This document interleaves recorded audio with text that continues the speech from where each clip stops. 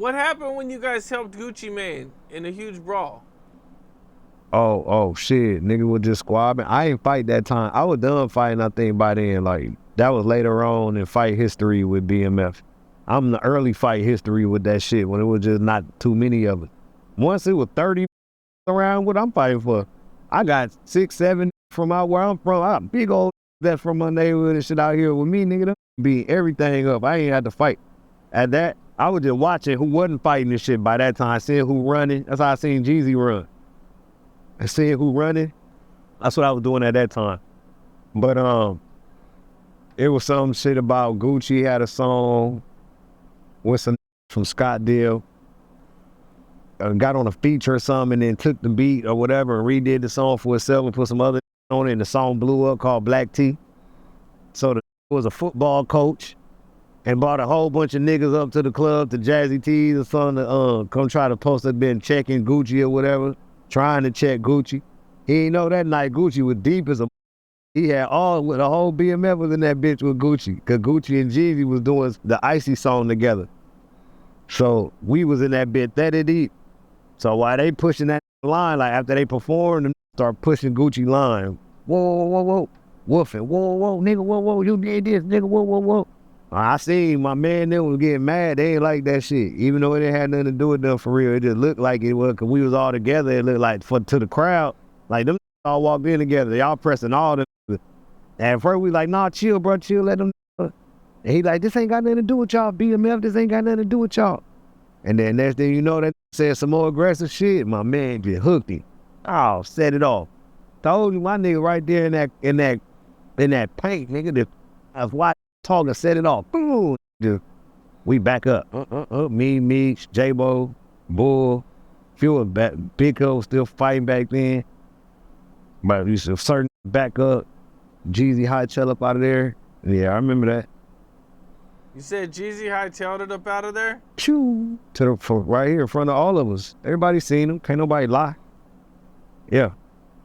But that ain't nothing. He did the right thing, shit. I would have too. If I didn't know if he was going to fight to the death for me, that was next to me, I felt like the around up me was going to fight to the death. Like, we was some fight back then. Know what I'm saying? So, I don't know, different stroke for different. These was my homeboys for real, like niggas that I grew up with. I'm watching the action that I watched have many drunk fights, beating up. You know what I'm saying? I'm just watching do what they do. Like, it wasn't shit that night, but that was a bad one though. And what's crazy is I ran into Bro had got put in a coma that night. The first one that was talking, the one that had the problem. And when I got not the prison, but when I got to the holdover, where J-Bo said that they had. When he finally got there some years later and they brought us all back and he said that they had us on a separate tee. That's how he knew I was telling.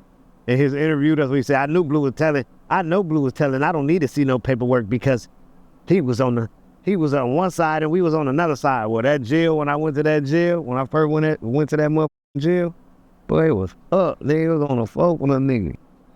That's what it is, man. Well, Bleu Davinci, I appreciate you taking the time, man. I appreciate you for having me. Interview.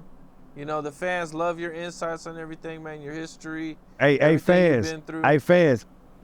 I think Capone really be holding back because we cool some of the harder questions that he might really want to ask. So y'all go ahead and dig in and send him some questions that y'all might want to ask him, and maybe we get bounced back on a Zoom call or something on one of these days and answer a couple questions that they have, because I know the chats be going crazy. Like, yo, the comments be going crazy after these interviews and shit. So anything I said y'all not clear on or something like that, you know what I'm saying, they can hit me up. We hit a Zoom call and take live calls or callers, as long as y'all ain't being disrespectful and stuff like that.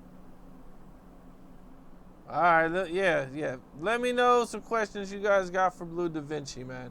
What am I missing? If I'm missing it, let me know. You missing all kind of shit, bro.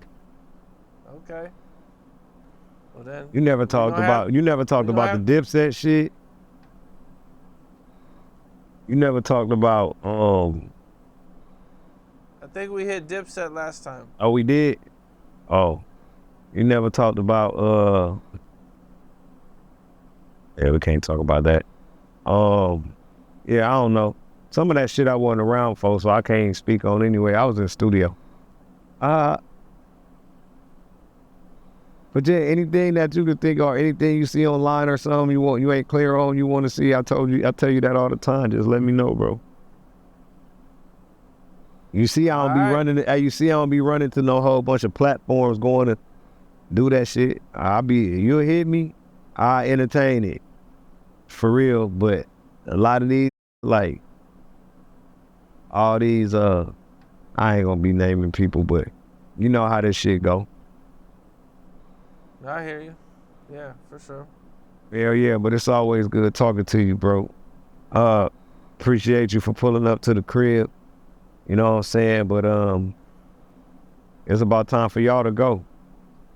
I gotta go all the way back home to where the baby at, my main house. That shit like 35 minutes away. Well, that's what it is, man. Like I said, man, I appreciate you, Blue, man. Always dope. And, appreciate it, bro. Yeah. I'ma holla at y'all, man.